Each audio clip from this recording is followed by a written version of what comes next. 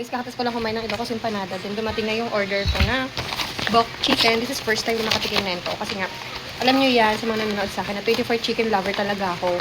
Pero dahil gusto ko talaga matikman itong ano nila. Kasi gusto ko matikman yung snow cheese nila. Kasi kakaiba yung snow cheese nila. Gusto ko siyang matry. Order din ako ng dip sauce nila. Ayan. Mas mura yung dip sauce nila kaysa sa 24.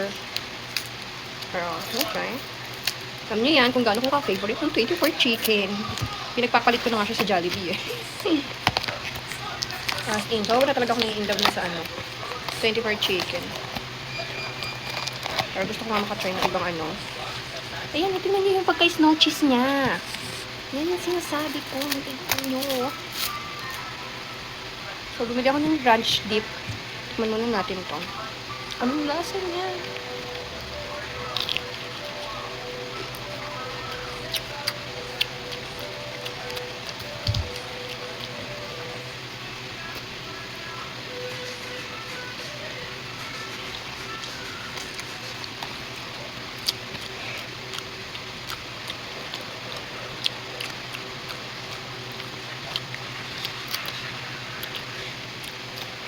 Ay, sa akin, mas bet ko yung sa ano, yung ano nila, snow cheese nila doon.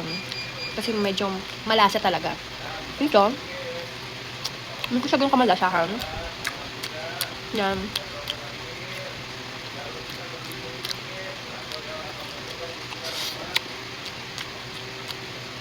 Yung chicken niya, hindi katulad din sa isa. Na juicy. May juicy. Malasa yung loob. Pero masarap naman siya. Yung snow cheese nila parang may pagkalasang gatas na masarap.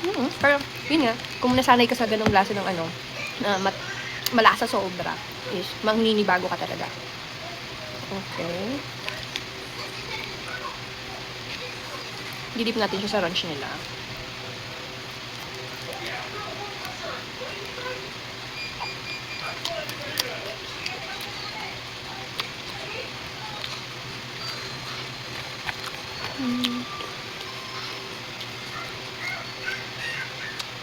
Hindi ko talaga maano yung chicken sa loob.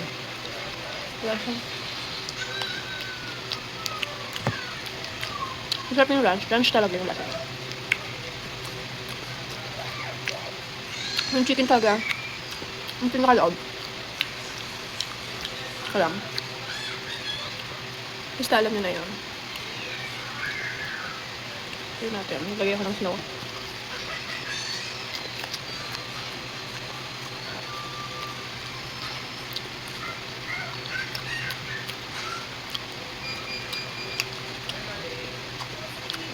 Tapi naman, may rate ko to ng 7/10.